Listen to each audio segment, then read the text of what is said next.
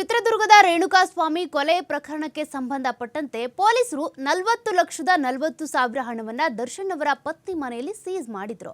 ವಿಜಯಲಕ್ಷ್ಮಿ ಅವರ ಮನೆಯಲ್ಲಿ ಆ ಸೀಸ್ ಮಾಡಿದಂತ ಹಣವನ್ನ ವಾಪಸ್ ಕೊಡಬೇಕು ಅಂತ ಈಗ ದರ್ಶನ್ ಅವರು 57ನೇ ಸಿಸಿಎಚ್ ನ್ಯಾಯಾಲಯಕ್ಕೆ ಅರ್ಜಿ ಸಲ್ಲಿಸಿದ್ದಾರೆ. ಸೀಸ್ ಮಾಡಿದ್ದ ಹಣ ಏನಿದೆ ಅದನ್ನ ಆರೋಪಿಗಳಿಗೆ ಕೊಡೋದಕ್ಕೆ ಮತ್ತೆ ಈ ಕೇಸನ್ನ ಮುಚ್ಚಾಕೋದಕ್ಕೆ ಅಂತ ತಂದಿಟ್ಕೊಂಡಿದ್ರು ದರ್ಶನ್ ಅವರು ಅನ್ನುವಂತ ಕಾರಣಕ್ಕಾಗಿ ಆ ಹಣವನ್ನ ಪೊಲೀಸರು ಸೀಸ್ ಮಾಡ್ಕೊಂಡು ಹೋಗಿದ್ರು. ಜೊತೆಗೆ ದರ್ಶನ್ ಅವರ ಪತ್ನಿ ವಿಜಯಲಕ್ಷ್ಮಿ ಅವರು 3 ಲಕ್ಷ ಹಣವನ್ನು ಕೊಟ್ಟಿದ್ರು, ಅವರ ಪತಿ ಕೊಟ್ಟಿದ್ದು ಅಂತ. ಮತ್ತೆ 40,40,000 ಹಣ, ಎಲ್ಲ ಹಣವನ್ನ ಪೊಲೀಸರು ತನಿಖೆಯ ಸಂದರ್ಭದಲ್ಲಿ ಸ್ಥಳ ಮಹಜೂರಿಗೆ ಬಂದಾಗ ಸೀಸ್ ಮಾಡ್ಕೊಂಡು ಹೋಗಿದ್ರು. ಬಟ್ ಆ ಹಣ ನನ್ನ ಸ್ವಂತ ದುಡಿಮೆಯದ್ದು, ಇದ್ಯಾವುದು ಕೂಡ ಈ ಕೇಸ್ಗೂ ಮತ್ತೆ ರೇಣುಕಾಸ್ವಾಮಿ ಕೊಲೆಗೂ ಈ ಆರೋಪಿಗಳಿಗೆ ಕೊಡೋದಕ್ಕೆ ಅಂತ ತಂದಿಟ್ಟಿದ್ರು ಅಂತ ಏನು ಪೊಲೀಸರು ಆರೋಪ ಮಾಡಿದ್ದಾರಲ್ಲ, ಅದಕ್ಕೆ ಸಂಬಂಧವಿಲ್ಲದಂತ ಹಣ ಇದು.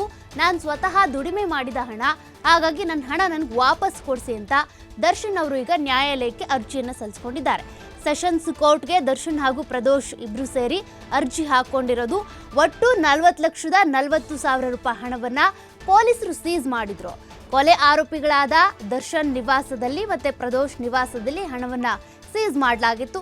ದರ್ಶನ್ ಪತ್ನಿ ವಿಜಯಲಕ್ಷ್ಮಿ ಅವರಿಂದ 3 ಲಕ್ಷ ಹಣವನ್ನು ಕೂಡ ಅವಾಗ ಪಡೆಯಲಾಗಿತ್ತು. ರೇಣುಕಾಸ್ವಾಮಿ ಕೊಲೆ ಪ್ರಕರಣದ ಸಾಕ್ಷ್ಯ ನಾಶಕ್ಕಾಗಿ ಈ ಹಣ ಸಂಗ್ರಹ ಮಾಡಿ ಇಟ್ಕೊಂಡಿದ್ದಾರೆ ದರ್ಶನ್ ಅವರು ಅನ್ನುವಂಥ ಕಾರಣಕ್ಕೆ ಅವರ ಮನೆಯಲ್ಲಿ ಸ್ಥಳ ಮಹಜೂರು ಮಾಡುವಂಥ ಸಂದರ್ಭದಲ್ಲಿ ಈ ಹಣವನ್ನು ಜಪ್ತಿ ಮಾಡಿಕೊಂಡಿದ್ರು.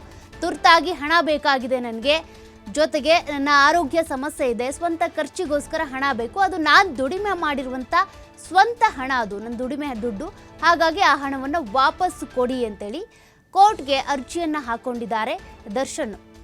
ಇನ್ನು ಈ ಬಗ್ಗೆ ಆಕ್ಷೇಪಣೆ ಸಲ್ಲಿಸೋದಕ್ಕೆ ಅಂತ SPPಗೆ ಕೋರ್ಟ್ ಸೂಚನೆಯನ್ನು ಕೂಡ ಕೊಟ್ಟಿದೆ. ಯಾವ ಪಬ್ಲಿಕ್ ಪ್ರಾಸಿಕ್ಯೂಟರ್ ಬರ್ತಾರೆ ಅನ್ನೋದನ್ನ ನೋಡಬೇಕಿದೆ. IT ಅರ್ಜಿಯಿಂದ ಸಂಬಂಧಪಟ್ಟಂತೆ ಕೂಡ ಆಕ್ಷೇಪಣೆ ಸಲ್ಲಿಕೆಗೆ, ಅಂದರೆ ಇಲ್ಲಿ ಹಣವನ್ನ ಜಪ್ತಿ ಮಾಡುವಂಥದ್ದು ಅಂತ ಬಂದಾಗ ತೆರಿಗೆ ಇಲಾಖೆಯಿಂದ ಕೂಡ ಈ ಹಣವನ್ನ ನಮ್ಮ ಇಲಾಖೆಗೆ ಸೇರಬೇಕು, ಜೊತೆಗೆ ನಾವು ಜಪ್ತಿ ಮಾಡಬೇಕಿತ್ತು, ನಾವಲ್ಲಿ ದಾಳಿ ಮಾಡಬೇಕಿತ್ತು. ಹೀಗಾಗಿ ಆ ಹಣಕ್ಕೆ ಸಂಬಂಧಪಟ್ಟಂತೆ ಇಲಾಖೆಗೆ ಏನಿದೆ ಹಣ, ಆ ಹಣ ಎಷ್ಟು ಸೀಸ್ ಮಾಡ್ಕೊಂಡಿದ್ರು ಅದೆಲ್ಲದಕ್ಕೂ ಸಂಬಂಧಪಟ್ಟಂತೆ ತನಿಖೆ ಆಗಬೇಕು ಅಂತ ಮತ್ತೊಂದು ಕಡೆ ತೆರಿಗೆ ಇಲಾಖೆಯಿಂದ ಕೂಡ ಅರ್ಜಿಯನ್ನು ಹಾಕಲಾಗಿದೆ.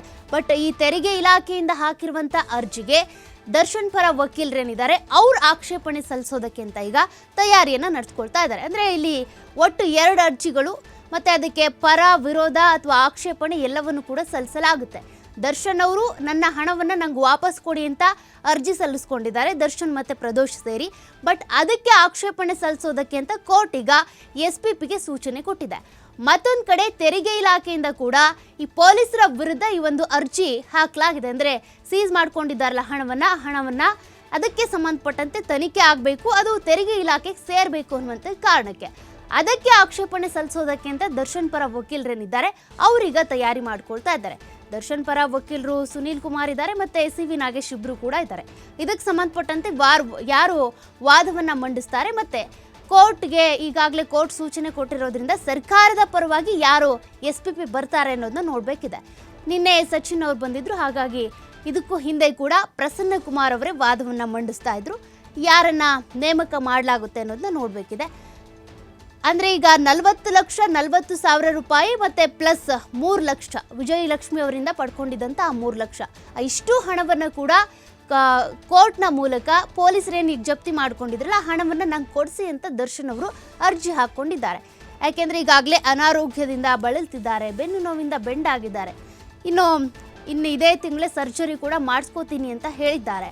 ಅದಾದ ಬಳಿಕ ಶೂಟಿಂಗ್ ಹೋಗ್ತೀನಿ ಅಂತೆಲ್ಲ ಹೇಳ್ಕೊಂಡಿದ್ದಾರೆ. ಹಾಗಾಗಿ ನನ್ನ ಸ್ವಂತ ಖರ್ಚಿಗಾಗಿ ನನ್ನ ದುಡ್ಡೇನು ಜಪ್ತಿ ಮಾಡ್ಕೊಂಡಿದ್ರಲ್ಲ ಅದನ್ನು ವಾಪಸ್ ಕೊಡಿ. ರೇಣುಕಾಸ್ವಾಮಿ ಕೊಲೆ ಕೇಸ್ಗೂ ಈ ಹಣಕ್ಕೂ ಯಾವುದೇ ಸಂಬಂಧ ಇಲ್ಲ.